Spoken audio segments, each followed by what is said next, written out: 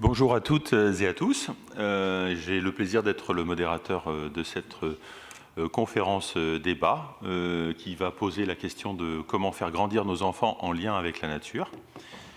Et je vais brièvement me présenter. Donc, depuis 27 ans, je participe à l'aventure de Nature et Découverte, d'abord en tant que directeur de sa fondation et depuis 10 ans comme directeur du service des engagements au sein de l'entreprise. Donc le mécénat environnemental, la responsabilité sociale des entreprises et les enjeux de biodiversité et de pédagogie au contact de la nature sont mes sujets quotidiens. Voilà. À titre personnel, je suis passionné par les oiseaux, engagé dans différents programmes du muséum, et je me définis comme un passeur de nature qui partage volontiers sa curiosité et sa passion avec petits et grands, à la ville comme à la campagne. Pour cette table ronde, on a réuni 5 intervenants prestigieux autour de moi, que je vais avoir l'occasion de vous présenter. Je vais commencer par Anne Bouvier. Anne, vous êtes diplômée d'ethnologie en sciences et en sciences de l'éducation. Vous avez approfondi ses connaissances sur le terrain au sein de diverses collectivités territoriales et ONG avant d'intégrer la Fondation de France. Fondation de France, où vous occupez actuellement le poste de responsable du département éducation, enseignement et recherche depuis bientôt 13 ans. Vous accompagnez plus de 200 fondations agissant dans le secteur de l'éducation et coordonnez la redistribution de l'ensemble des fonds collectés au profit de votre champ d'activité. Aujourd'hui, vous allez nous exposer vos convictions, nourries de votre regard panoramique qui s'est aiguisé au fil des années, et nous expliquerez ce que vous mettez en place pour soutenir l'essaimage de pratiques éducatives connectées au vivant qui vous semble exemplaire. Merci. Muriel Fifis, complètement à ma gauche. Muriel, vous êtes passionnée par la recherche en pédagogie et les peuples racines que vous côtoyez au Canada lors de vos études, puis en Colombie. De retour en France, vous avez croisé la pédagogie et la question du vivant en fondant une école primaire dans la Drôme. Cette école permet depuis 10 ans aux enfants d'être au cœur de leurs apprentissages. C'est une école inspirée des peuples racines, ouverte sur la nature, où l'on cultive le lien à soi, aux autres et au vivant. Vous nous expliquerez les principes fondamentaux de cette pédagogie dite vivante, pionnière en France, et partagerez des exemples de moments forts vécus avec les enfants, illustratifs de leur plein épanouissement et des apports de cette pratique reliée au vivant.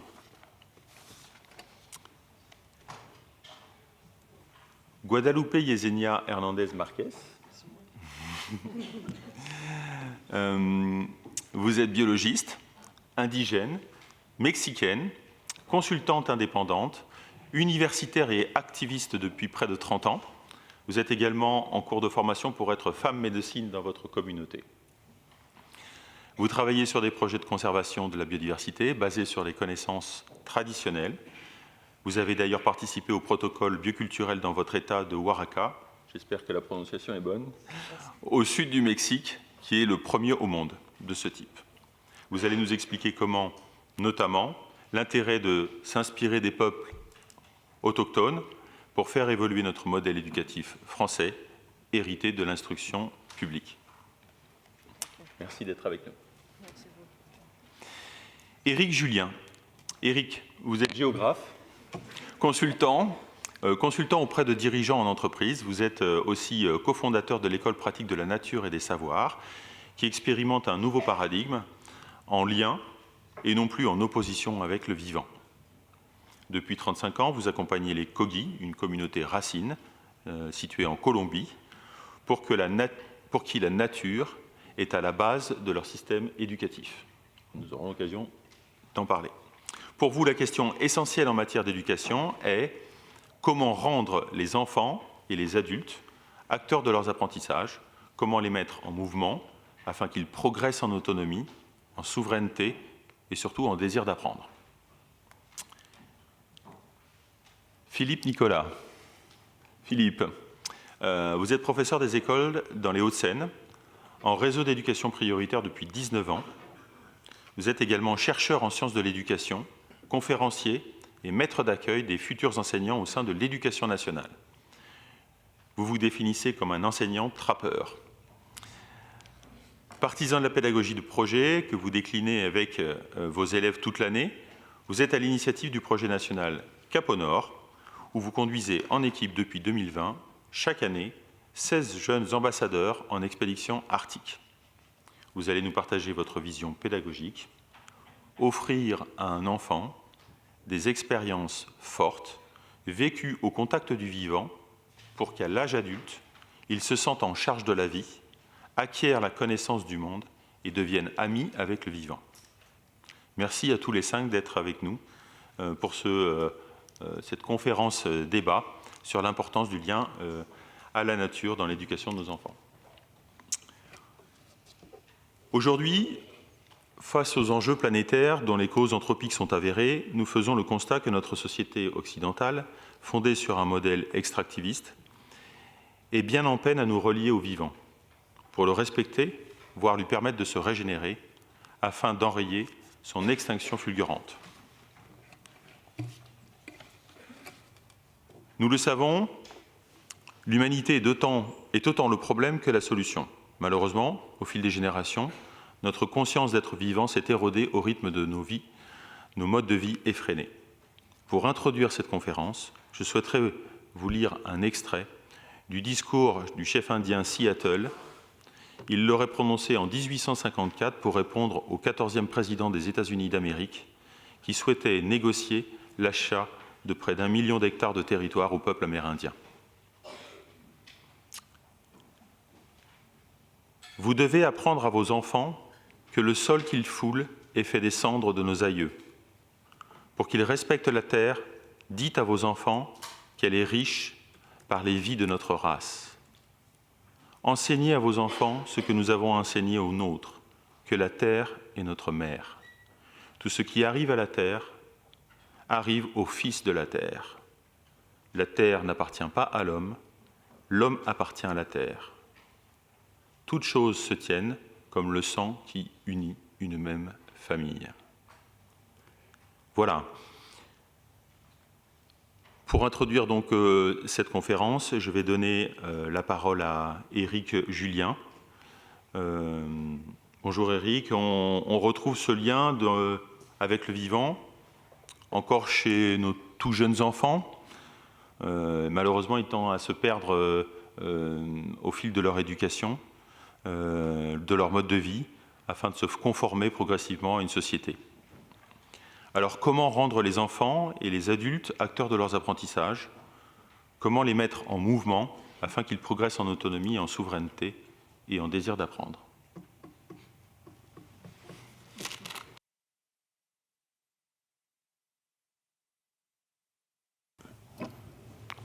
Vous avez 5 minutes et le micro.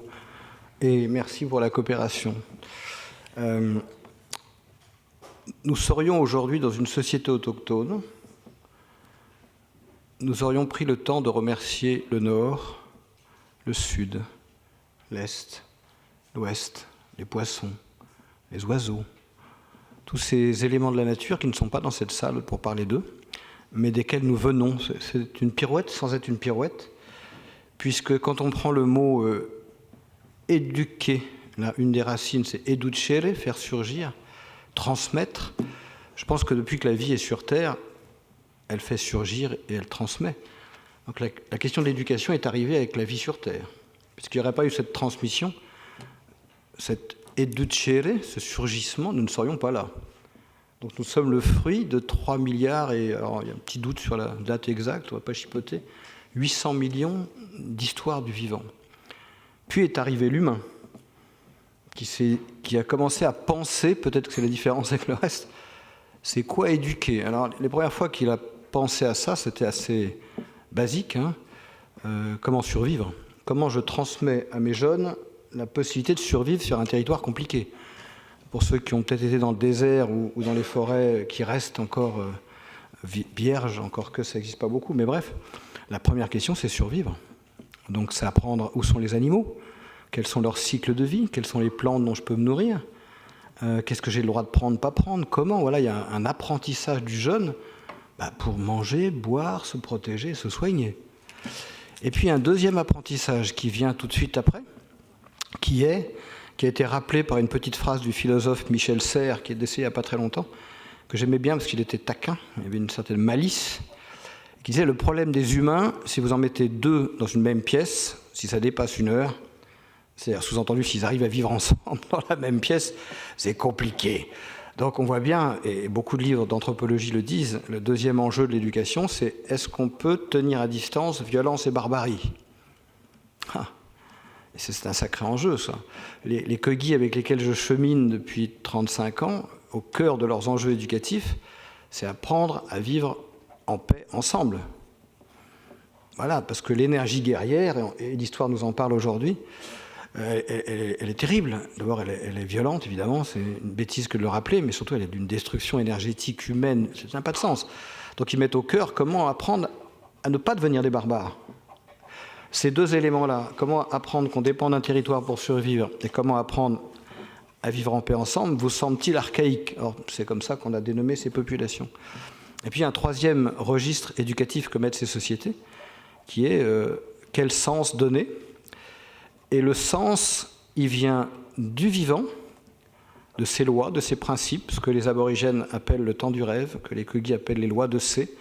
Les principes qui font que quand vous m'écoutez gentiment, vous respirez, vous vivez. À la sortie, tout le monde va se précipiter aux toilettes. Voilà, on est soumis à des règles qui, si nous les transgressons, génèrent de la maladie. Donc ces principes et ces règles sont portés par la vie. Donc il faut apprendre, et ça c'est le rôle des chamans, des autorités traditionnelles, que de veiller à ces lois et ces règles et les transmettre aux jeunes générations.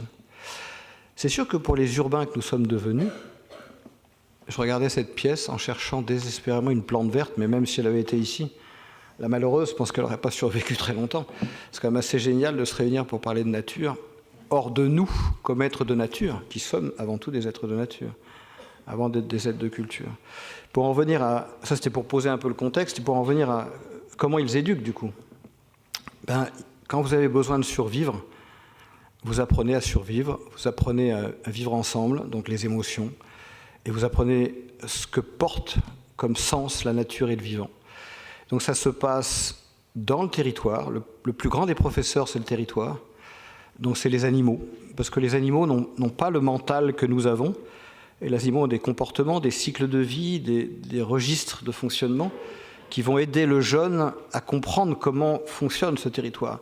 Finalement, l'animal, c'est l'interprète de la vie du territoire. Et donc, si on a besoin du territoire pour manger, se nourrir, se soigner, les premiers profs, c'est les animaux. Un jour, les Kogi avaient été invités à Lille à visiter la région nord. Alors, j'ai rien contre Lille, mais un jour, on était dans l'hôtel du département et au sol, il y avait les cartes IGN qui représentaient la région pour qu'on puisse visualiser comme ça. Donc j'explique aux Indiens que c'est un peu comme un avion. On vole au-dessus de la région nord et on peut découvrir comme ça, sur ces cartes, ces photos aériennes, la région. Et je les vois qui se promènent, qui cherchent des trucs, puis qui cherchent un truc. Puis ils ne trouvent pas. Et puis, qu'est-ce que vous cherchez? Les forêts. Il n'y a pas de forêt. Il n'y a quasiment plus rien. S'il n'y a pas de forêt, il n'y a pas d'animaux. S'il n'y a pas d'animaux, qui vous enseigne? Ah, on sentait que c'était un vide intergalactique.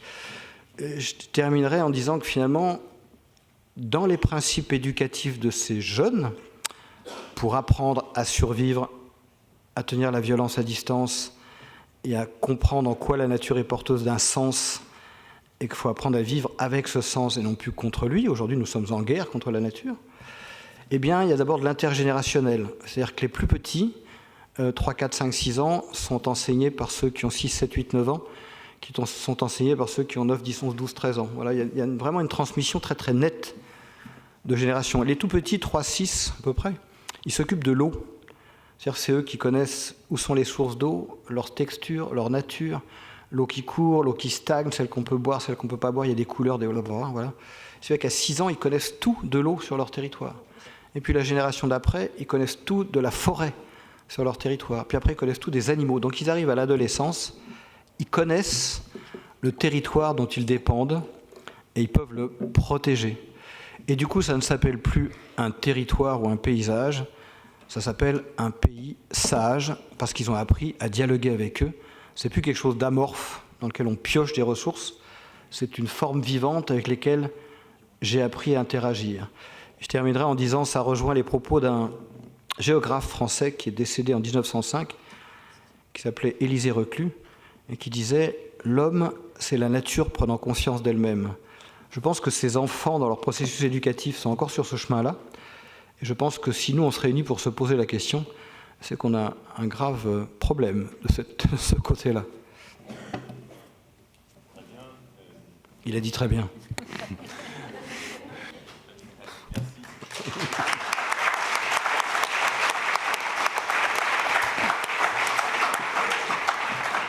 C'est Katia qui est à l'écran. Katia est une petite fille Koigi de 5 ans qui a marché avec moi plusieurs journées assez longues. Alors, ceux qui m'ont vu monter sur scène ont vu que j'avais un léger surpoids pondéral et Katia courait devant moi. J'aurais pas eu Katia dans la forêt, ça aurait été très compliqué. C'est elle qui m'a enseigné son territoire à 5 ans.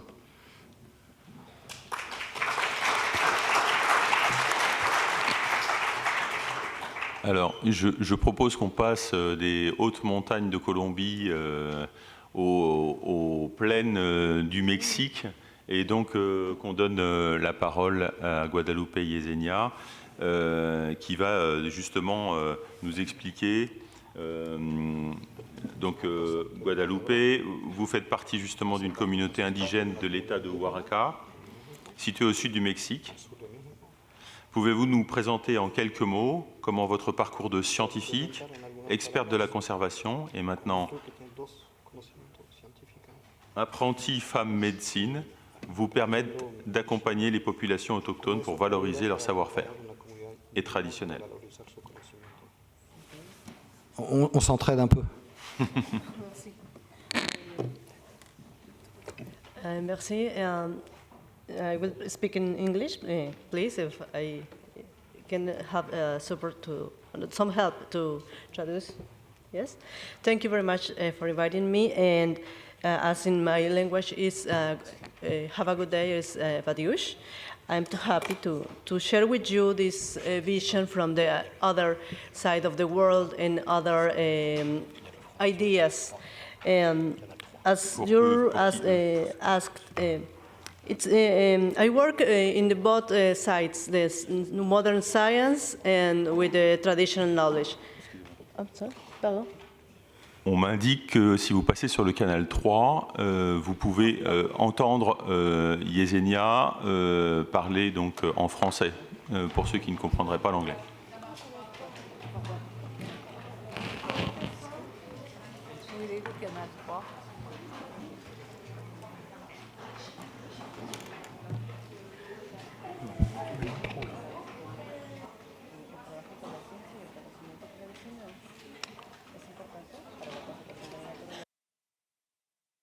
Apparemment, c'est bon. Thank you very much. I was talking about the importance of this knowledge dialogue, and it's necessary to take in account that any knowledge system has the true or all the true. We need to see all the knowledge and all the forms to understand the world. That modern science is important because we are in the modern age and we have internet, but also the traditional knowledge for us as indigenous persons, it's crucial. It's a survival question because traditional knowledge let us to adapt, to survive, and to maintain our ways of life, because we, the indigenous peoples, the local communities, are directly dependent of the nature. Because of that, we need to have enough knowledge, but not just to the things that we know. It's the traditional knowledge or indigenous and local knowledge also includes the innovations, the practices, the cosmology, all the values that we have related with nature. And this is why I am working with the traditional knowledge, but modern science, because we have challenges. Traditional knowledge is a process in long time, It takes a lot of long time to transmit, to maintain, and to evolve. But we are facing many changes. For instance, climate change. We need modern science to adapt to climate change and to introduce new solutions for biodiversity laws or soils. And my main message in this table is that we, the indigenous peoples, the indigenous persons and indigenous groups, indigenous and local communities, we see, we cannot see separate the things, separate human nature,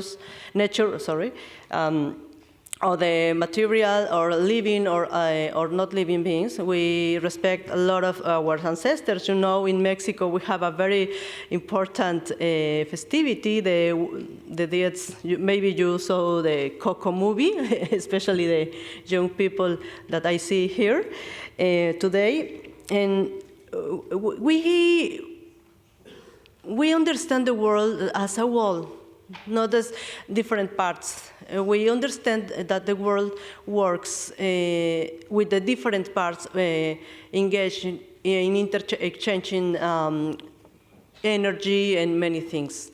And this is one of the main points. And the second point is not to be just the material things, we combine with the spiritual things. We have been in different process of change, colonization, etc. But we still are promoting and keeping our ways of life and our values, our cosmology, that in the main point in our cosmology is to see the nature as the mother, as a being that it's more than us. We are part of the nature. We are not the owners of the nature. And this is the message of my work with the young people, the child, and with all the people that I work in the communities to maintain these practices, this knowledge, this cosmology, because if we lost all our practices, we are having very big challenge to survive because we depend of nature, as I said. Thanks. Thank you.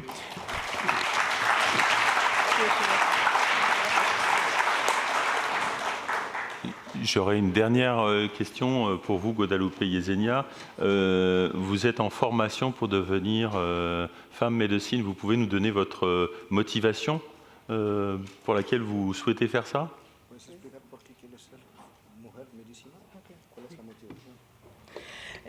Yes, thank you. I want to be a medicine woman because I think the spirituality is the base for concern. If we still taking the nature as a part of as a material thing or just a resource, we will continue with these practices and with this destruction with problems, this situation, these socio-environmental challenges. And I saw that I respect all the religions, but I think all the religions are important. We must respect them. So I saw in my community and in my country in Latin America and other indigenous groups that the importance of to work very hard in the spiritual way. Because if we don't have all the commitment to protect nature, to restore nature, we cannot to continue or we cannot to work in a long-term process. We just to make some plant some tree or protect some water 1 year or making campaigns to clean the seas. But if these activities are not born in our soul, these solutions could be just isolate. And I think, I strongly believe that the spiritual way of the indigenous and local communities could bring solutions for respecting, for protecting nature in this time, because and finally, because our local religions are important because are adapted to our environment, our socio-cultural conditions. Thank you.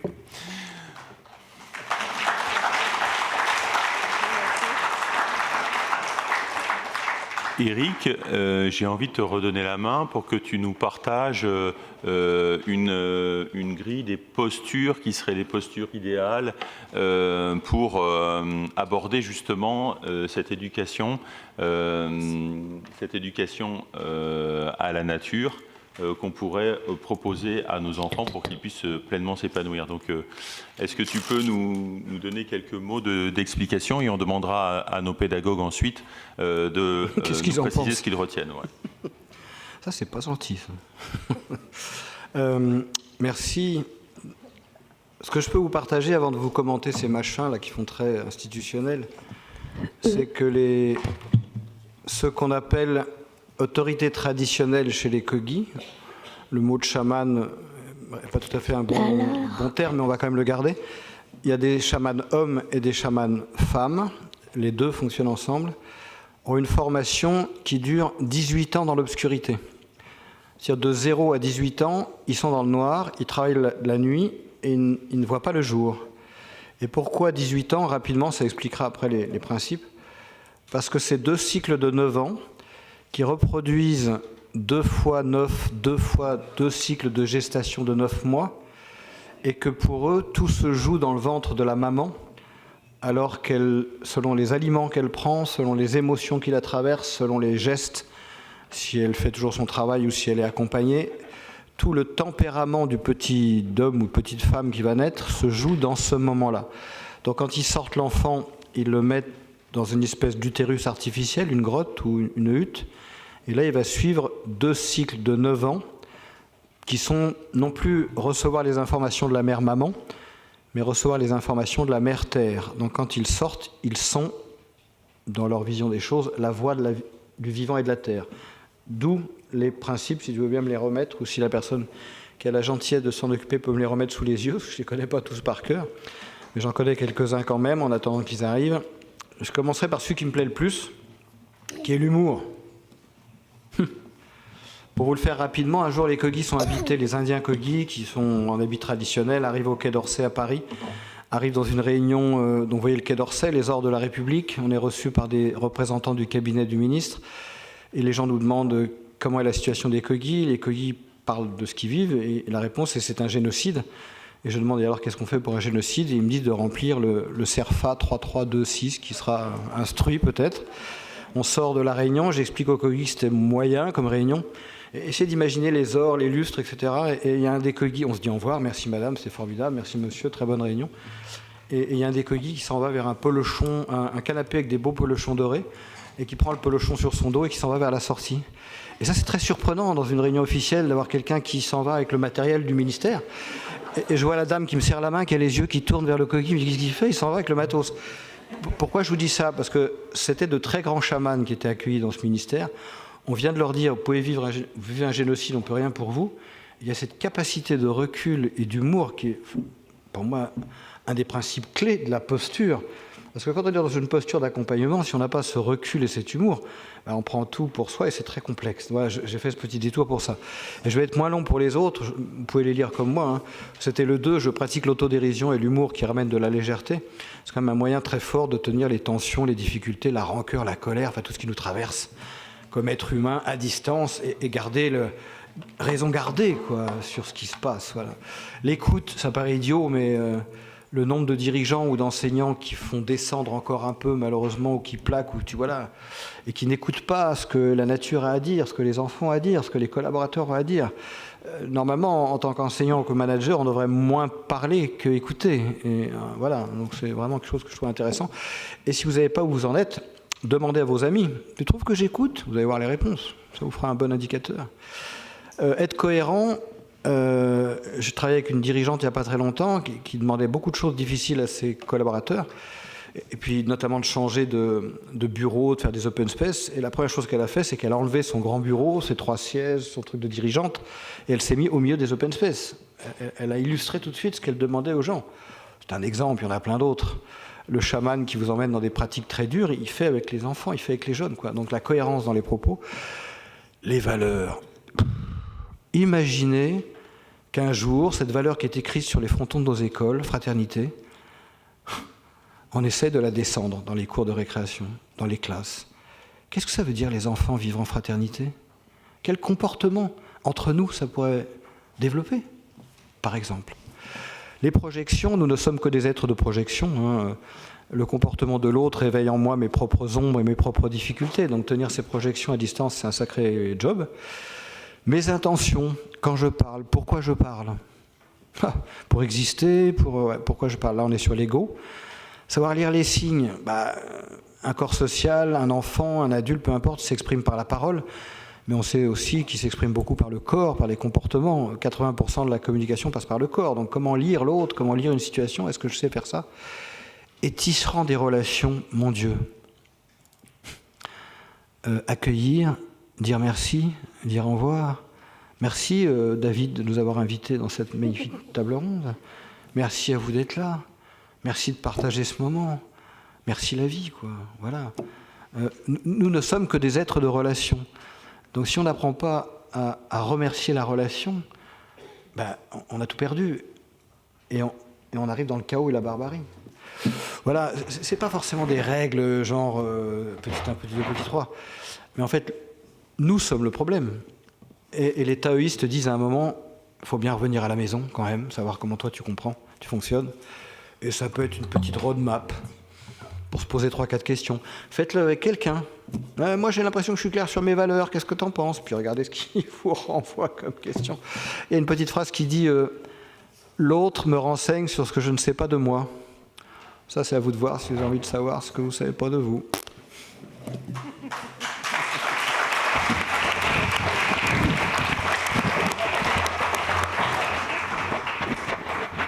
Merci Eric. Eh bien justement, Muriel, vous mettez en pratique la pédagogie vivante dans votre école Caminando, dite l'école dans la nature. Vous pratiquez en drone depuis 10 ans. Que vous inspire cette grille de posture? Juste avant, je voulais vous partager que dans la grille des postures, avec Philippe, on s'est mis d'accord, nous on avait choisi l'humour. Cette grille, David, elle me fait tout de suite penser en fait à quelque chose que souvent on a des demandes dans les écoles expérimentales telles que Caminando. On a des demandes de formation, d'enseignants qui viennent mises en disposition, qui viennent s'imprégner, voir autre chose. Et les enseignants, ils cherchent des outils. Ils cherchent du matériel, des trucs pour faire mieux les maths, ou pour le passé composé. Et en fait, ils ne connaissent pas cet outil-là, c'est-à-dire une déclinaison des savoir-être enseignants, des postures éducateurs, accompagnants. Et souvent, le premier matériel enseignant pour une pédagogie vivante, c'est celui qui orchestre les affaires. C'est nous. Voilà, c'est la première chose que ça m'inspire, c'est-à-dire le travail de celui qui va mettre en œuvre, qui va créer comme une matrice ou pour que quelque chose de vivant se réalise à Caminando, pour nous, entre les enfants du primaire, entre la classe, une trentaine d'enfants qui restent là pendant 5 ans à vivre ensemble. Ça, c'est la salle de classe, non? C'est quand on grimpe un peu. Justement. C'est quand on grimpe un peu, oui, ça peut être la salle de classe. Et donc, c'est la première chose que ça m'inspire. C'est-à-dire que souvent, on va aller chercher ce matériel-là, alors qu'on ne pense pas que c'est un recul, en tout cas sur nos pratiques et nos postures à nous. Peut-être, je ne peux pas les décliner, comment les enseignants vont les incarner à Caminando. Caminando, juste pour une petite perspective, chemin faisant, ça veut dire que ce n'est pas tant le palier d'apprentissage, le socle de connaissances, les fondamentaux et les acquis. Ça, chaque enfant, des fois, c'est des questions de rythme ou des questions de modalité, mais nos enfants y arrivent, je dis nos enfants y arrivent assez bien. C'est la qualité du chemin dans une pédagogie vivante qui va prédominer. Donc je ne vais pas les décliner, mais je vais en garder quelques essentiels. Le fameux « je sais poser des questions », c'est le début de la relation avec l'autre. Si on prend le temps de s'intéresser de se mettre en lien. Juste petite anecdote d'hier matin, jeudi, il y a atelier philo à Caminando tous les jeudis matins. Et pour des raisons de logistique, adulte, enseignant, c'était un jeune assistant qui devait prendre en main l'atelier philo pour la première fois de sa vie. Donc il en parle aux enfants, voilà, la philo, ça va démarrer avec moi. Vous imaginez, philo, 6 ans, quoi, CP. Certains 5 ans et demi, et donc il mène son atelier philo, et à la fin de l'atelier, il y a une petite puce de CM1 qui va le voir. Ça a été pour toi, Jonathan? Voilà. On est dans le vivant parce qu'on est en lien. Si vous demandez à quelqu'un la dernière fois que tu t'es senti bien vivant, là merci, je viens de me sentir vivante. Il se passe quelque chose, généralement c'est quand on éclate de rire ensemble, les bons fous rires avec les enfants. On appelle ça à Caminando le baromètre. Est-ce qu'une fois dans la journée, on a vécu ça, de vraiment rigoler, quoi. La plupart du temps, c'est un petit pont avec les communautés racines, où on a souvent la communauté ou les peuples premiers, la communication non verbale. C'est bien de ça qu'il s'agit, c'est souvent de l'autodérision. Ces moments-là, ça, tout de suite, c'est ce qui met vous savez, les étincelles, on parle de ça, les étincelles dans les yeux des enfants. Ces enfants qui courent à l'école tous les jours, parce que juste, on se sent en vie. J'en prendrai un autre, juste un autre point, je ne vais pas aller, rassurez-vous, je ne passe pas les 9. Un deuxième, c'est la clarté des intentions. Dans une pédagogie vivante, si on est vivant, on ressent le sens, c'est la question du sens que ça interpelle. Les 3 exercices de la page 32 du fichier de grammaire, je peux vous dire qu'aujourd'hui, ça passe plus. Par contre, s'interroger comment on va faire là, parce que depuis Pâques l'année dernière, les enfants arrivaient en habit comme pour aller sur la plage. Caminando, c'est un peu plus au sud, c'est dans la Drôme. Où depuis la Toussaint, jusqu'à la Toussaint, jusqu'aux dernières vacances de la Toussaint, on mangeait dehors tous les jours, en t-shirt. On avait quitté les habits de plage de Pâques, mais les enfants, ils réfléchissent. Notre jardin qui était vert, non, c'était de la terre, c'était marron. Donc ils se sont dit, nous, il faut qu'on... Vous imaginez bien, 6 ans, 11 ans. Au Conseil du Vivre Ensemble, ces enfants-là disent, il va falloir qu'on s'organise autrement. Alors, les 13 litres d'eau là, pour les toilettes, on ferait mieux de les mettre au potager. Donc, ils ont proposé les toilettes sèches, etc. Bon, quand même, pour les invités qui ne sont pas habitués, il faudra laisser les toilettes normales. Ils se mettent en route. Donc, nous, les adultes, souvent, on est un peu à la traîne et pris au dépourvu. Et c'est pour ça qu'il faut savoir orchestrer les choses. Et puis, peut-être, le dernier point, ce serait la congruence. C'est-à-dire que, on le sait, les scientifiques nous le disent, on a toujours eu ces preuves que les enfants apprennent par mimétisme, par modèle. Donc, ces grands mots aussi, ces valeurs. Eric nous parlait fraternité, moi je dirais coopération. Ça fait quelques années qu'on entend qu'il va falloir coopérer un jour face à l'urgence dans laquelle nous sommes. Si les adultes dans les écoles ne coopèrent pas, porte fermée, chacun dans sa classe, ça ne peut pas fonctionner. Les enfants n'ont pas ce modèle d'adulte qui coopère. Si un jour les enfants voient les parents entrer dans l'école, participer à des ateliers pour des besoins, pour des choses réelles, et que les enseignants coopèrent entre eux, c'est visible, c'est incarné. Les enfants se mettent aussi à coopérer entre eux.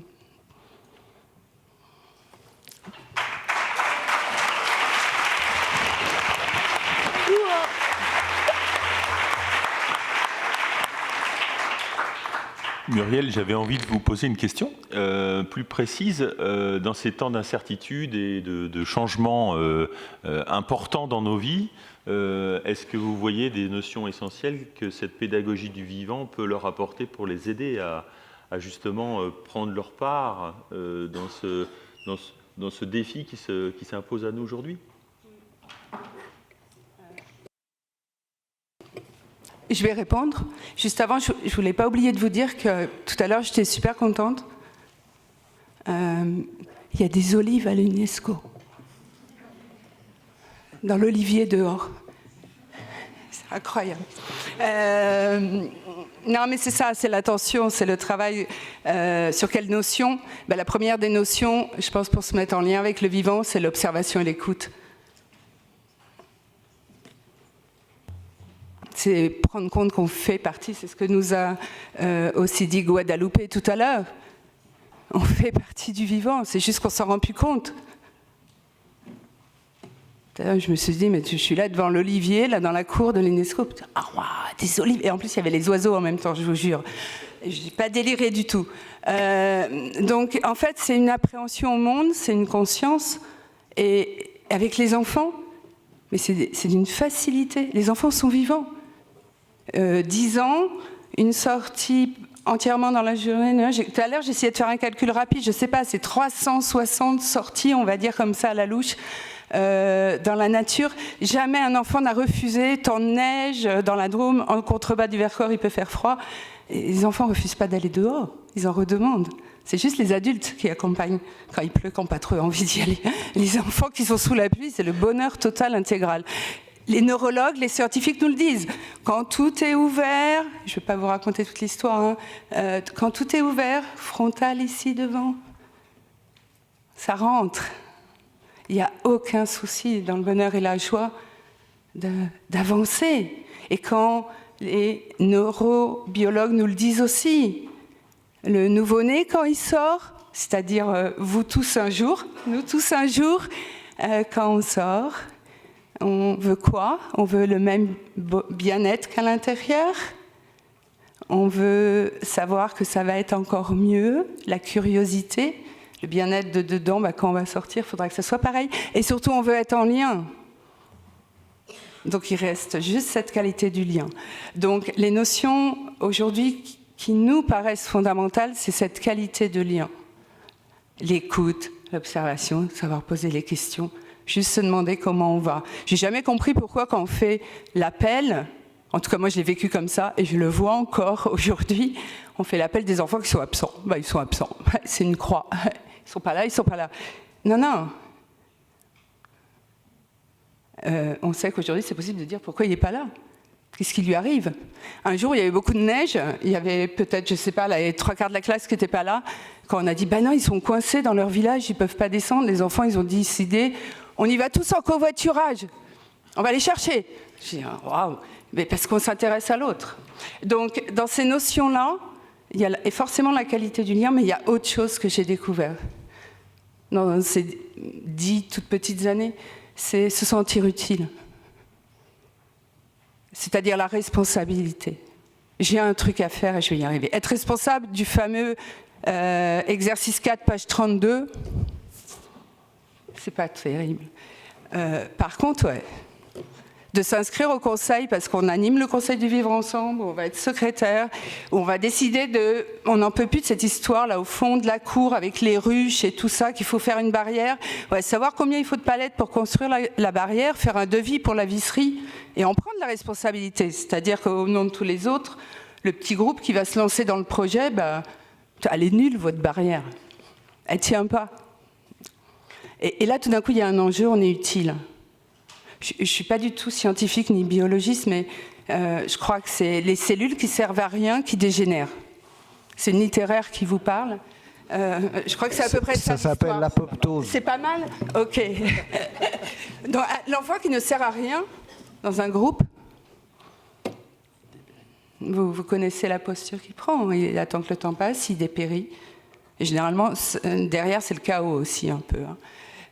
Juste la responsabilité. Et puis de l'autonomie. Parce que quand on est autonome, c'est qu'on a confiance en soi. Et puis qu'on a confiance parce qu'on sait aussi qu'on peut compter sur les autres. Et ces choses-là, dans le vivant, bah, c'est un peu pareil. Voilà.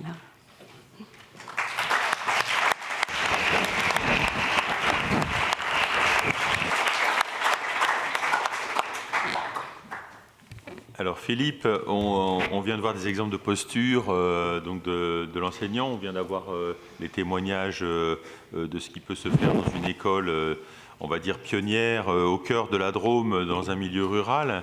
Je rappelle que vous êtes professeur des écoles dans les Hauts-de-Seine, en réseau d'éducation prioritaire, avec une expérience de presque 20 ans derrière vous au sein de l'éducation nationale. Comment l'enseignant trappeur qui vous définit appréhende-t-il la relation au vivant avec ses élèves dans ces conditions, notamment en pleine ville et dans un quartier dit sensible? Eh bien, je vais commencer par un merci. J'aime beaucoup ce concept de gratitude. Je crois qu'il faut au moins prononcer quelques merci par jour. Donc, merci à David. Merci pour cette magnifique photo que j'ai choisie parmi une multitude. On avait le droit à une photo, vous voyez. Donc, je ferai quelques commentaires sur cette photo, mais les jeunes qui m'accompagnent de Cap au Nord auront reconnu. Alors, oui, dans l'univers de la banlieue, on pourrait comparer la banlieue un petit peu au Bronx ou au Blocos.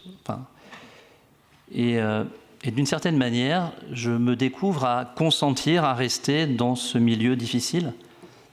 Et je m'efforce de faire en sorte que ma classe soit une fenêtre ouverte sur le monde.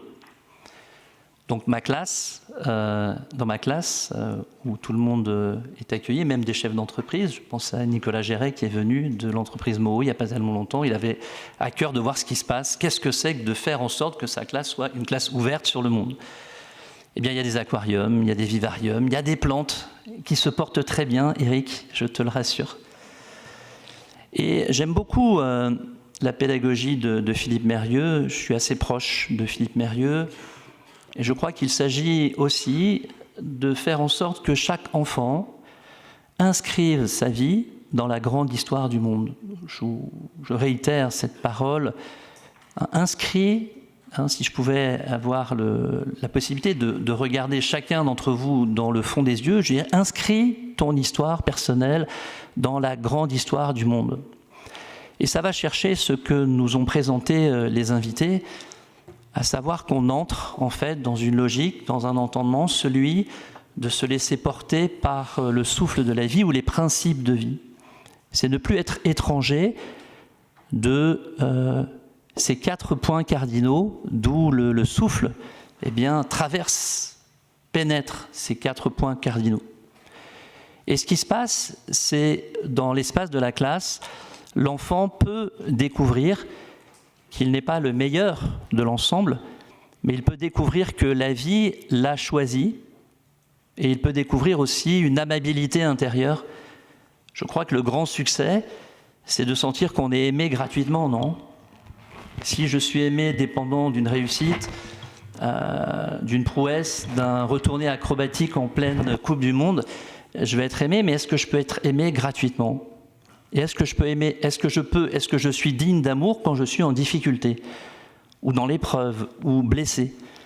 Je crois que là, il y a un enjeu très fort de découvrir que nous sommes, chacun d'entre nous, foncièrement aimables.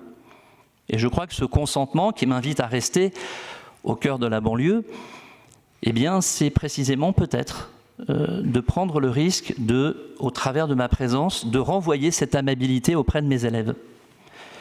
Donc les aquariums, les plantes participent de l'enseignement. C'est-à-dire qu'à certains moments, je suis là, je suis facilitateur ou accompagnateur et je contemple. Qu'est-ce que je contemple tous les matins? Je contemple mes élèves qui sont responsables du vivant, qui sont responsables de ces aquariums, qui sont responsables de ces plantes. Et je vois comment finalement cette relation qu'ils tissent avec ces poissons, ces plantes, la responsabilité à l'égard des besoins qu'ont les poissons, les plantes, eh bien ça m'émerveille déjà. Alors, que dire finalement quand on est enseignant dans la proposition de la connaissance? Il s'agit finalement, quand on est enseignant, de transmettre. eh bien, j'aime encore emprunter à Pascal Quignard la connaissance CO-naissance, cette capacité que chacun d'entre nous a à naître avec. Naître avec, ça va être naître avec un enseignant, naître avec une pratique musicale, une pratique sportive, ça va être naître dans la rencontre avec un animal en forêt, découvrir que quelque chose m'attire.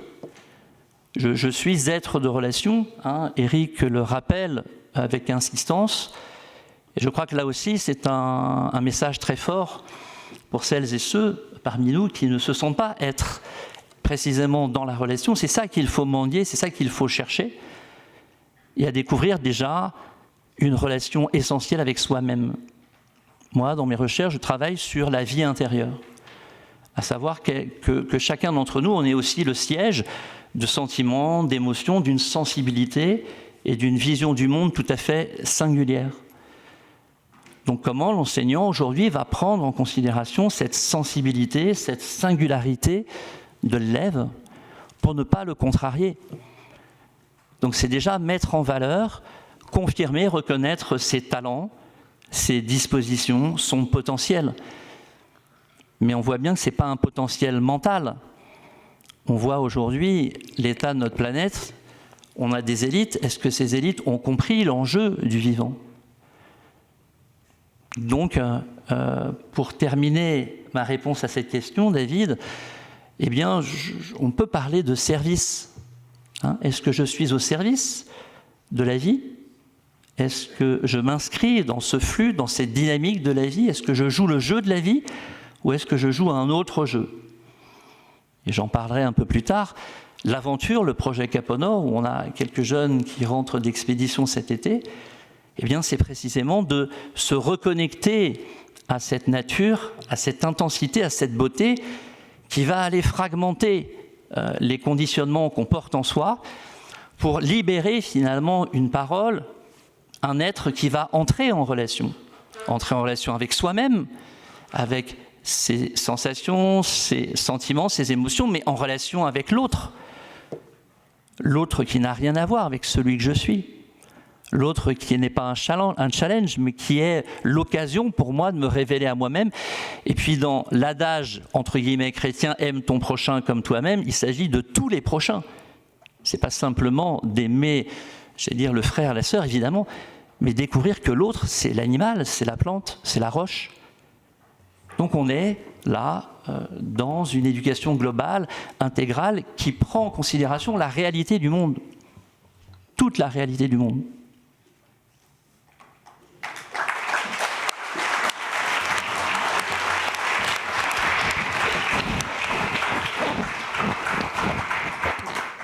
On est emporté par vos paroles, on voit bien que c'est des choses qui fonctionnent bien à votre niveau d'enseignant. Je serais tenté de te poser cette question, Philippe.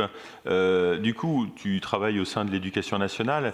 Quelle est ta position à la fois vis-à-vis de ta hiérarchie, comment tu es soutenu dans cette approche, et puis dans ta position de formateur, comment tu invites des enseignants à porter ces paroles et cette façon d'être si particulière et si indispensable pour aborder justement le changement auquel on est soumis dans nos vies aujourd'hui.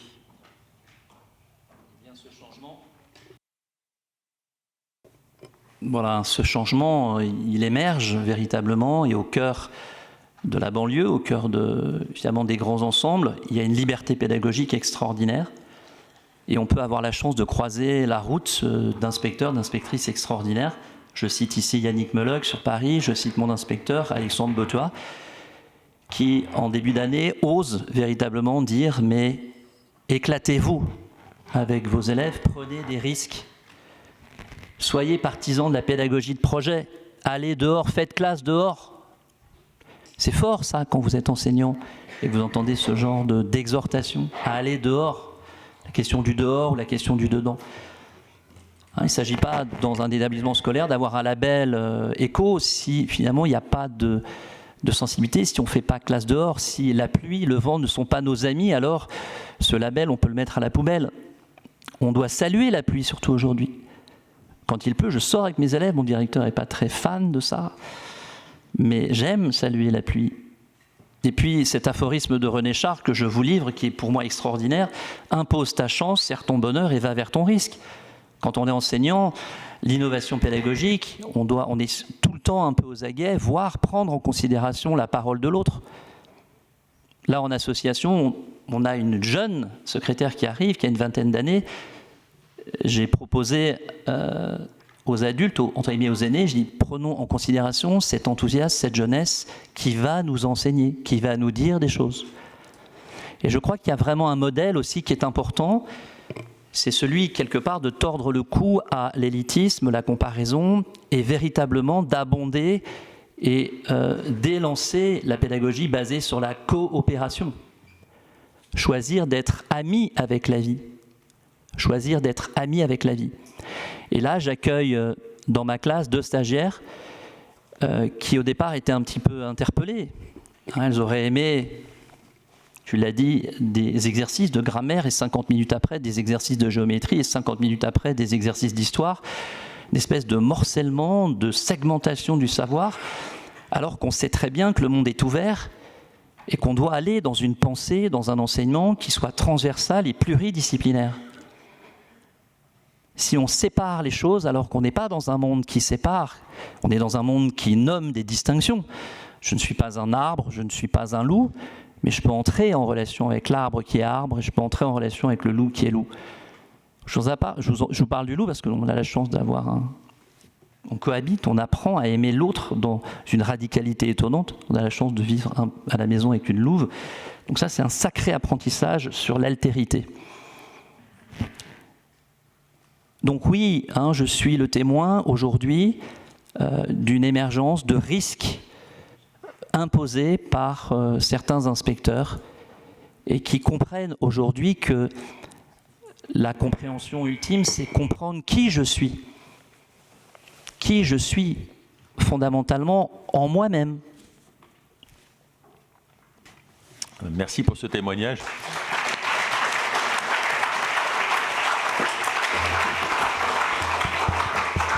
Alors, j'ai pu observer que dans la salle, on a des jeunes qui portent la cocarde du projet Cap au Nord. Donc, on aura certainement l'occasion de leur donner la parole tout à l'heure, quand on donnera la parole au public, pour leur permettre de partager justement leurs émotions et nous dire ce qu'ils peuvent ressentir quand ils vivent des émotions comme celle d'être en canoë-kayak au pied de ce glacier en Islande. Donc on a hâte de les écouter aussi.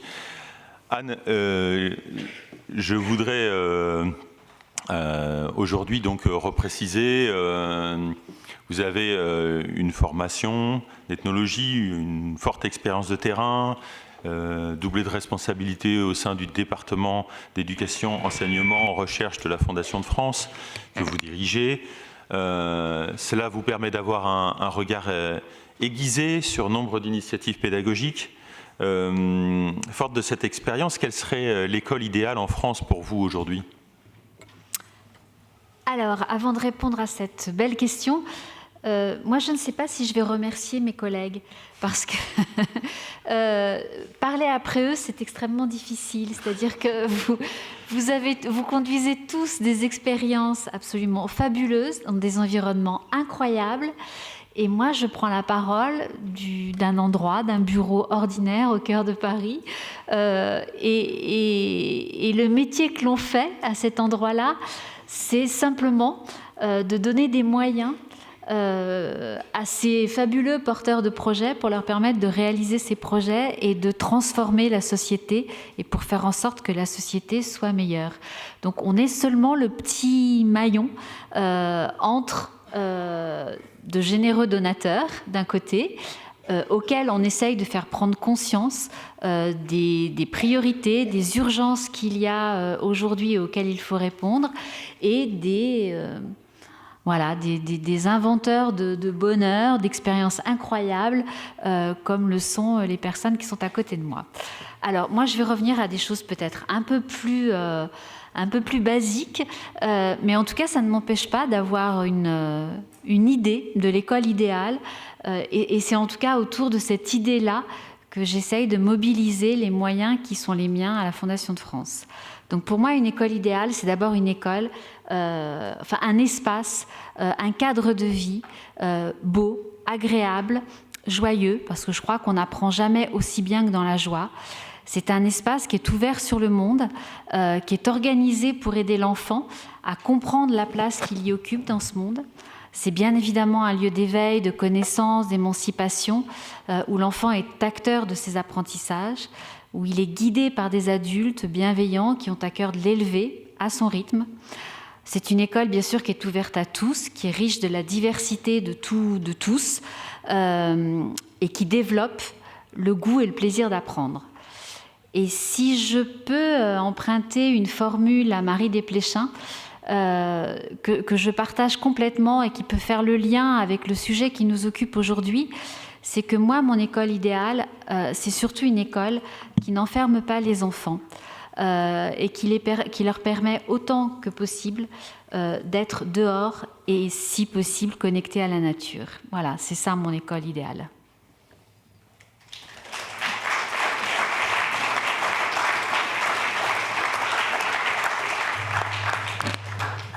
J'ai une question facile pour vous.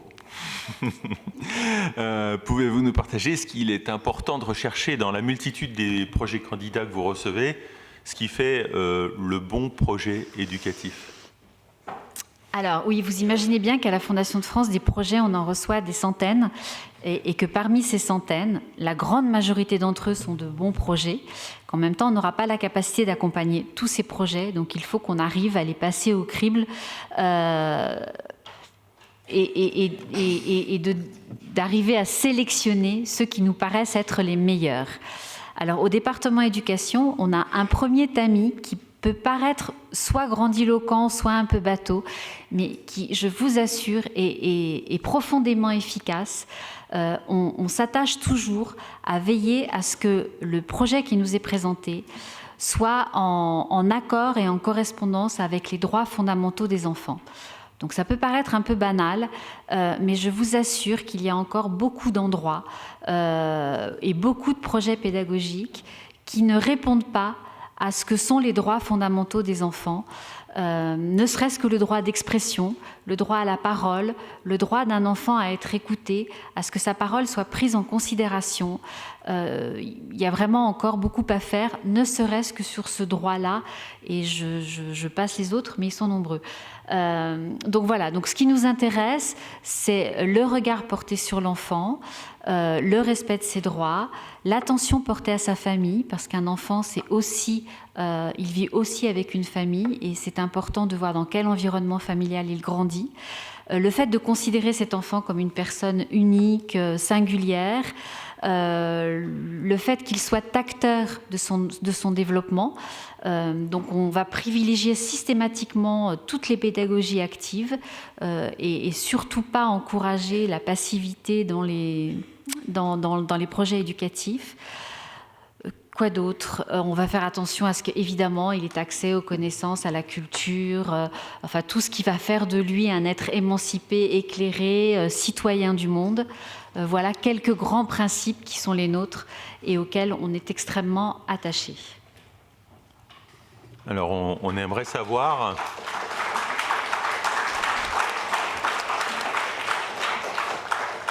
On aimerait savoir comment vous organisez justement cette sélection de projets et surtout les façons les plus innovantes que vous avez trouvées ou construites avec d'autres pour se rendre utile, peut-être avoir une oreille attentive à ces projets qui nous inspirent pour mieux les soutenir dans leurs différences, mais aussi dans les rassembler dans leurs différences pour faire que on ait un impact, une sorte d'essaimage qui ne soit pas profitable à quelques structures isolées, mais plutôt quelque chose qui soit réfléchi en commun, quelque chose qui soit réfléchi pour qu'on ait une vraie action sur les territoires, une action du faire ensemble plutôt que du faire chacun de son côté.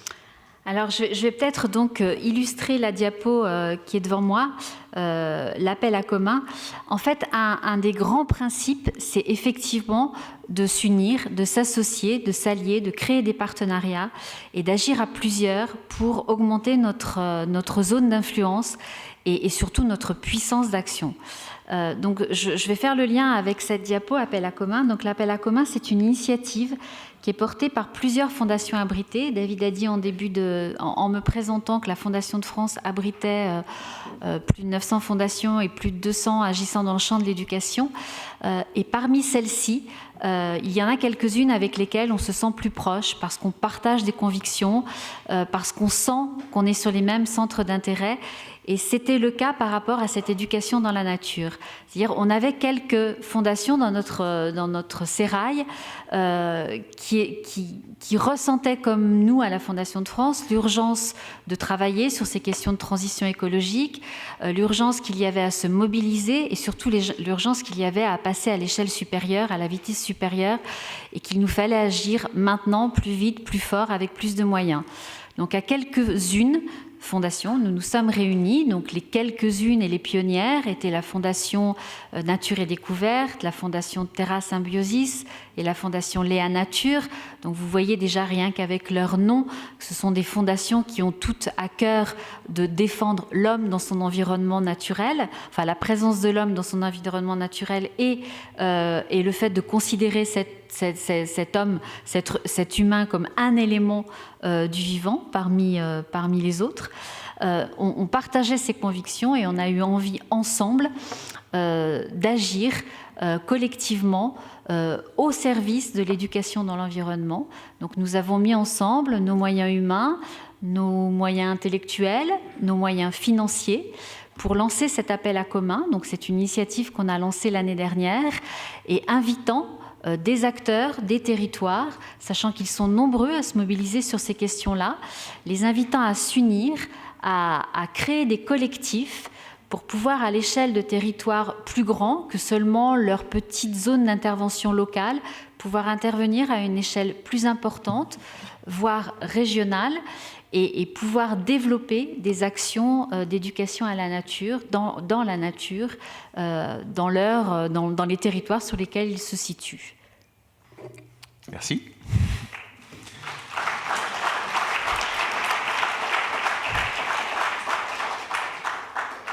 On a beaucoup entendu les adultes parler. Je pense qu'on aimerait entendre des jeunes. Et donc, je vais passer la parole à Raphaël Guyon, qui est juste devant moi, lycéen au lycée de Pavenel à Provins, qui participe à un projet Éco-Club dont il va vous expliquer les tenants et les aboutissants et comment il est impliqué dans ces projets. Peut-être qu'on peut l'inviter à Est-ce que, Raphaël, tu veux venir ici sur l'estrade ou est-ce que tu veux qu'on te donne un micro ou est-ce que tu es bien là? Allez, monte avec nous.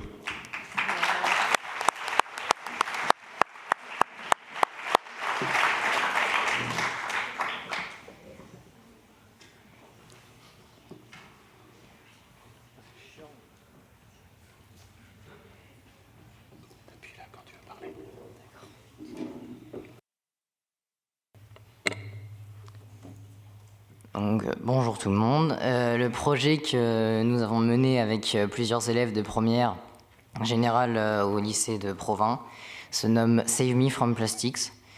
Ce projet il rentre dans le cadre d'un projet Éco-Club qui nous a permis d'entreprendre un travail en anglais avec des étudiants de Centrale Supélec et également d'entreprendre des échanges d'informations avec différents lycées dans d'autres pays, en Autriche par exemple et en Espagne, toujours avec des échanges en anglais. Et ce projet a pour objectif de trouver un moyen de capter et de retirer les microplastiques dans l'eau de la Seine. On a démarré ce projet en début d'année dernière avec des prélèvements directement dans la nature sur les berges de la Seine, donc des prélèvements d'eau et de sédiments. On a obtenu des résultats par rapport au volume de microplastiques et la quantité s'estime à 2 milliards de microplastiques qui passent devant le lieu du prélèvement par an. Et on a également pu découvrir une espèce invasive dans le lieu où on a effectué les prélèvements, qui se nomme du coup des corbiculas. C'est une espèce qui filtre du coup les microplastiques. Ce projet, il est basé sur 2 principes fondamentaux de l'enseignement. C'est-à-dire que c'est les élèves qui sont acteurs et qui émettent des hypothèses. Donc on a proposé des protocoles et on les a réalisés quand c'était possible, avec l'aide de nos enseignants.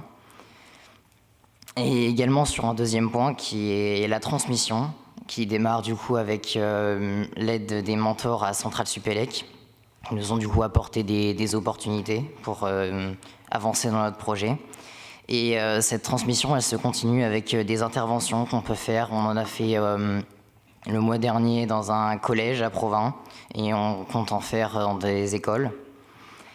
Et également, cette transmission, elle se fait du coup par rapport aux échanges qui sont effectués avec les écoles d'autres pays. Si je devais terminer sur ce que ce projet m'a apporté, c'est tout d'abord une prise de conscience écologique par rapport à, du coup, à la plus grande visibilité des résultats, c'est-à-dire que c'est plus flagrant d'observer des microplastiques directement dans la nature que de voir une quantité sur Internet ou ce genre d'informations.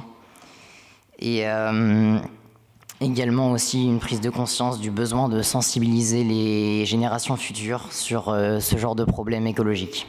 Merci.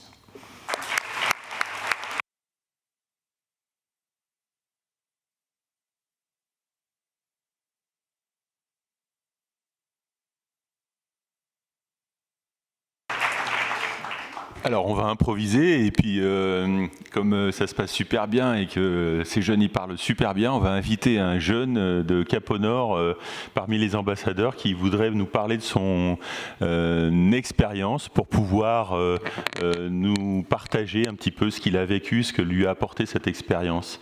Alors peut-être Philippe, tu les connais mieux que moi, tu peux nous préciser lequel d'entre eux a envie de nous rejoindre pour partager un peu son expérience. C'était pas facile, hein. Ça aurait pu être Augustin qui a des choses magnifiques, ça aurait pu être Mathéo, ça aurait pu être Pierre, ça aurait pu être Lou, Peyo, Elias, Clément, Lucille, Giuseppe, bon, Léa.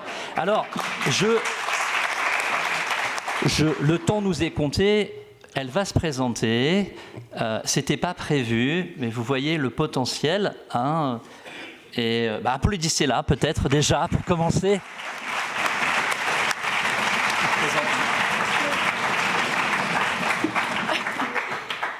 Bonjour à tous, je m'appelle Léa Chalouto et en début d'année de l'année dernière, j'ai pu participer donc, au projet Cap au Nord.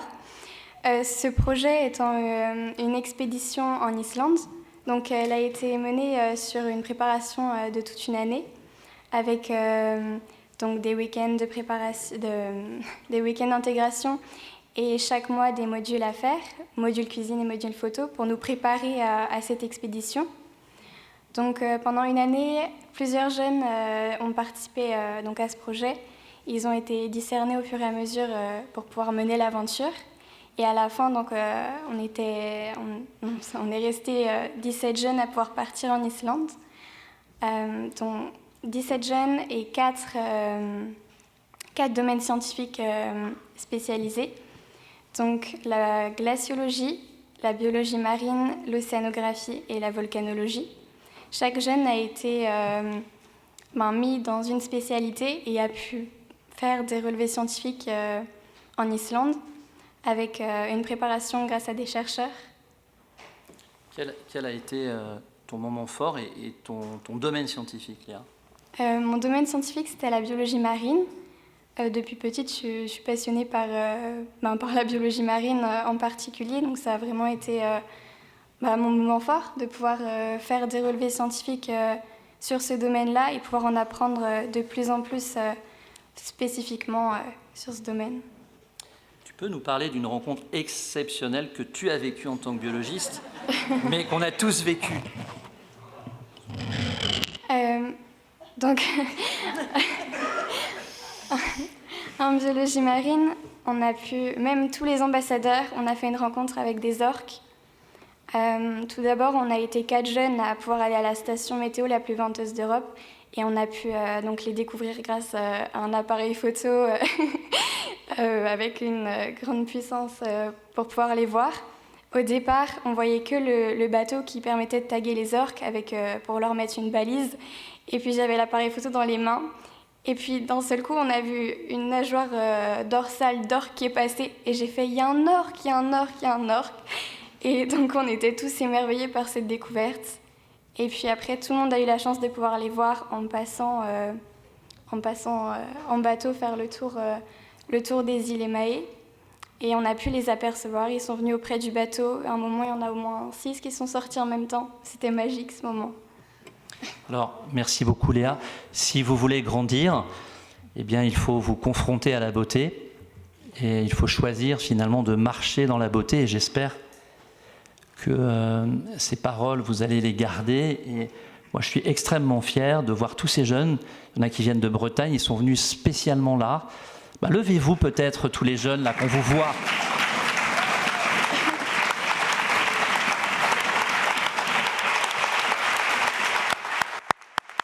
Ils viennent des 4 coins de France. Voilà la relève pour la planète. Un énorme merci à vous tous et toutes. Et je voudrais embrayer, j'ai Guadalupe Yesenia qui est juste à côté de moi qui me dit « Oh, il y a un truc que j'ai pas dit, j'ai envie de parler aussi. » Donc voilà, on est dans l'improvisation, alors du coup on y va. Yesenia, la parole est à vous. Merci. Merci. Please change.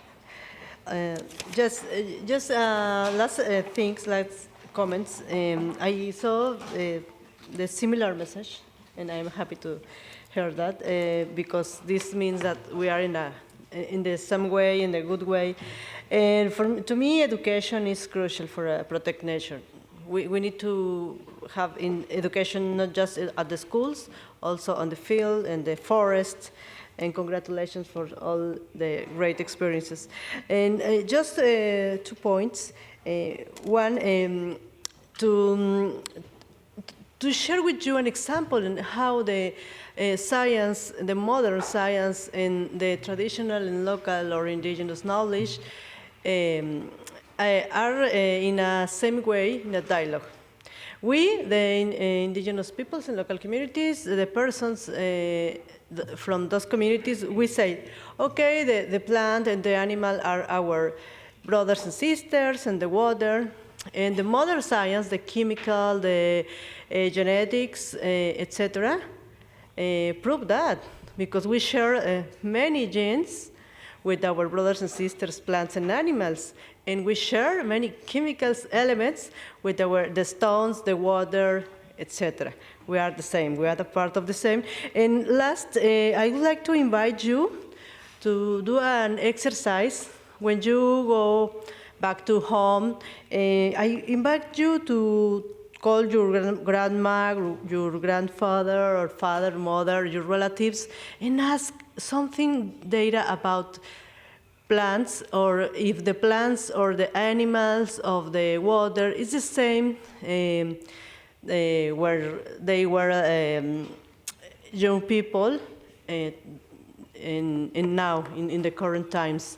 This is a good exercise to know the importance of traditional knowledge and to make dialogues, because for education also we need to dialogues with other generations, because our fathers, grandmothers, etc., they have a lot of knowledge that must be shared to connect with nature. In my language, thanks is Stioshibu, and thanks a lot for hearing me, for inviting me.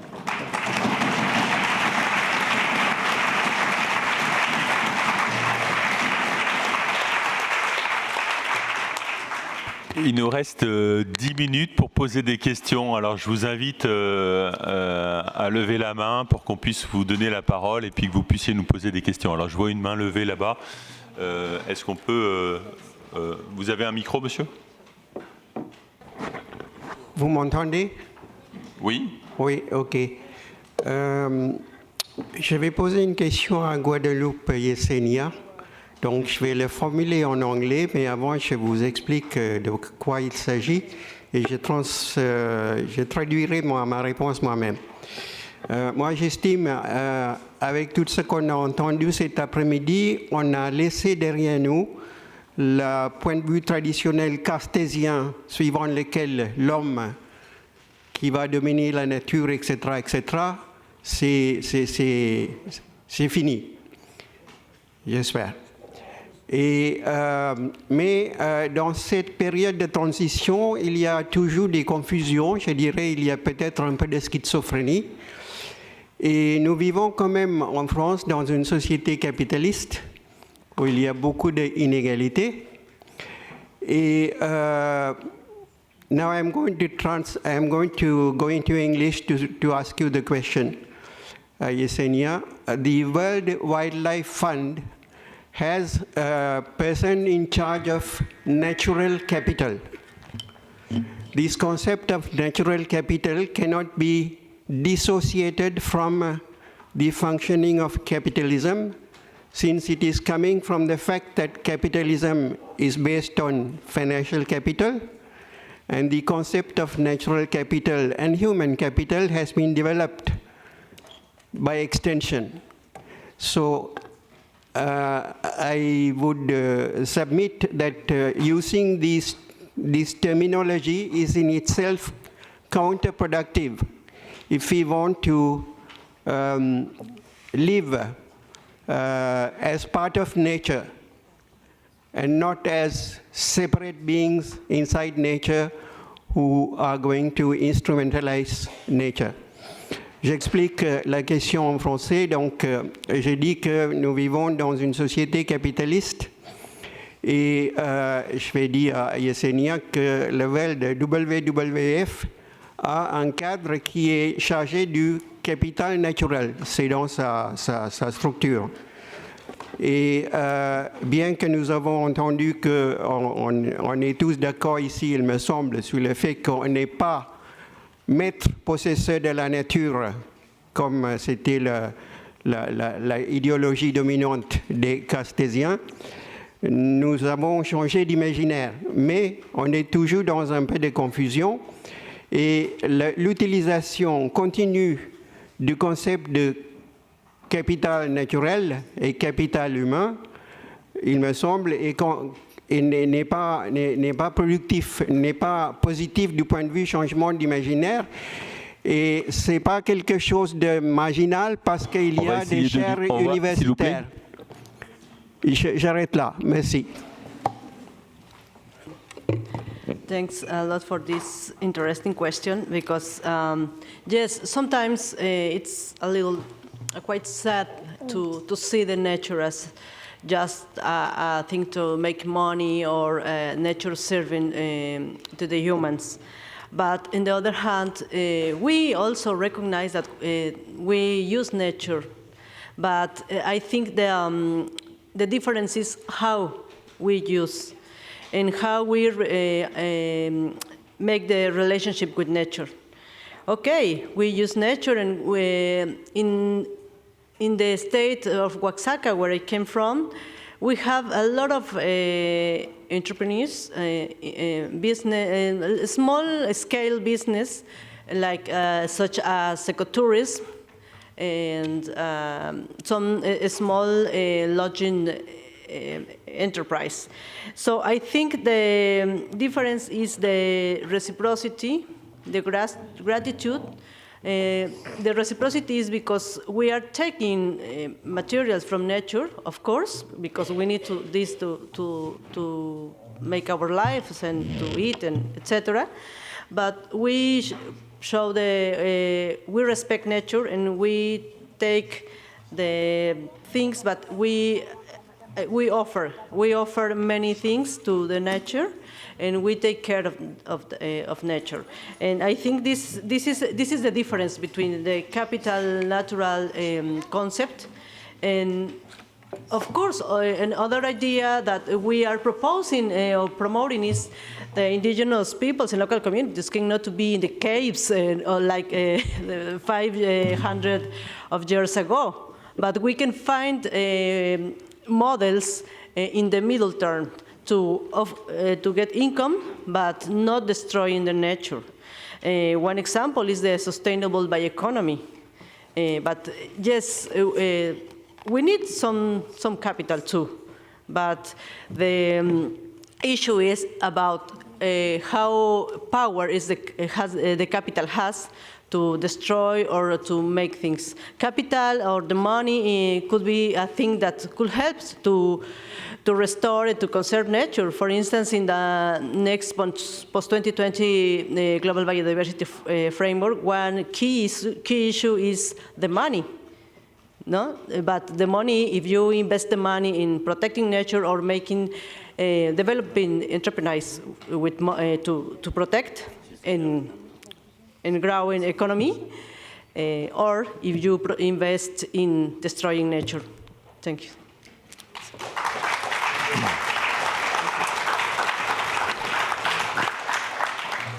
Alors, j'aimerais qu'on puisse finir cette table ronde sur une note. Alors, juste. Alors, oui, vas-y. C'est pour. Si c'est les enfants de 6 ans à 9 ans qui vont apprendre, par exemple, à reconnaître l'eau aux enfants de 3 à 6 ans, est-ce que les adultes aussi, ils apprennent aux enfants à reconnaître leur territoire, ou est-ce que les adultes, ils ont déjà appris et ils laissent aux enfants le devoir de transmettre leur savoir? Faut que je fasse court. C'est une chaîne de transmission. Les enfants transmettent ce qu'ils savent, et quand ils ne savent plus, ils font appel aux adultes qui savent. Ça répond à peu près. Donc c'est les enfants qui transmettent là où ils en sont, puis après ils se tournent vers ceux qui savent un peu plus. Ça va? Oui, merci.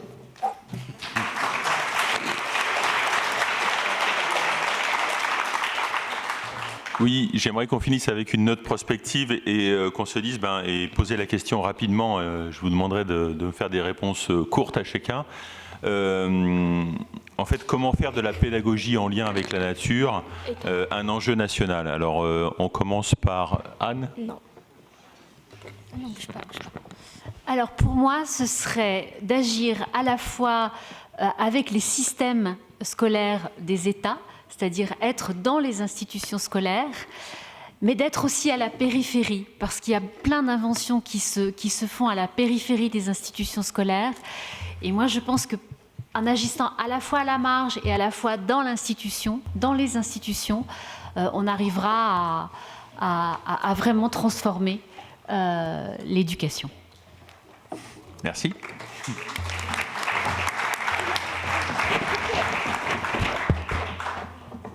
Yesenia, vous souhaitez compléter?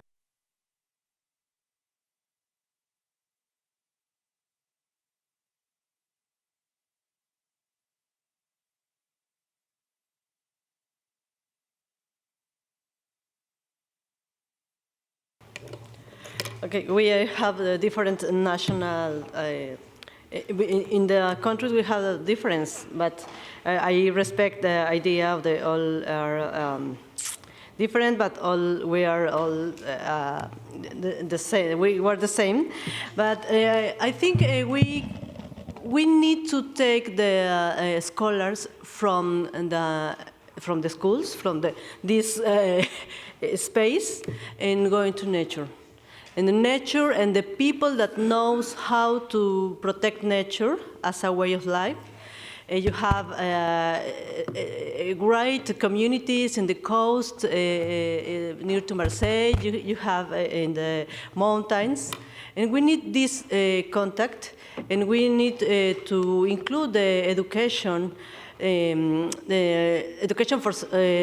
the environmental education, with a very strong part of the practice. We need to practice, and we need to feel the nature. This is an important part. And feeling nature could be included in different, in chemical, in biology, obviously, in math, and other matters. and items that the scholars here are learning, in history, for instance, etc. And those are some ideas that I would like to share with you. Thanks.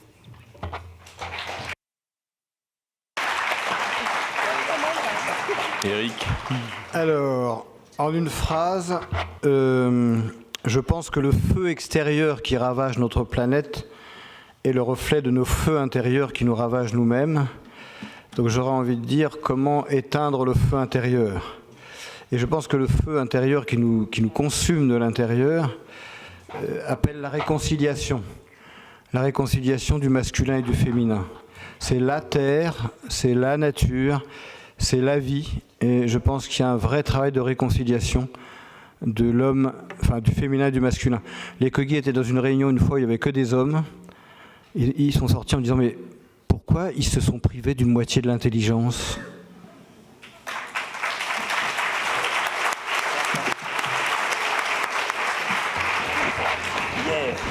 Donc ça montre.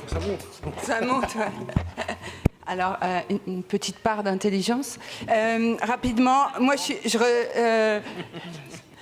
redescends. Vous savez, moi, maîtresse, école, primaire, emploi du temps. J'ai découvert, j'avais une quarantaine d'années, un truc incroyable, c'est qu'on a une chance dans notre pays. L'instruction est obligatoire, mais la pédagogie est libre. La majorité de nos enfants vont 4 jours par semaine, des fois un peu plus, à l'école. Qu'est-ce qui nous empêche ? Aujourd'hui, dans les emplois du temps, vous voyez, 4 colonnes, 4 jours, la moitié dehors, la nature. Sortie nature, du jardin, des fois sur les toits, des fois dehors, dans des carrés, peu importe. Il y a du vivant partout, que ce soit un peu en banlieue ou très loin au fin fond des campagnes. Du site spot, s'asseoir 20 minutes, sans bouger tout seul, n'importe où, dans un parc, dans un jardin ou sur un sommet. Le vivant dans les emplois du temps, s'il vous plaît.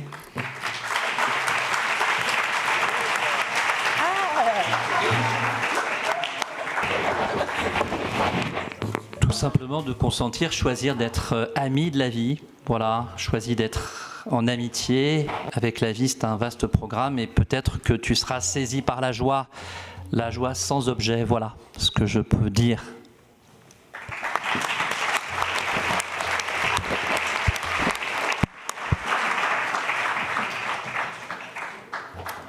Je voudrais remercier nos intervenants qui ont parlé avec le cœur. Je crois que ça s'est entendu. J'espère que vous avez passé un bon moment et on vous remercie pour votre attention. Zoom.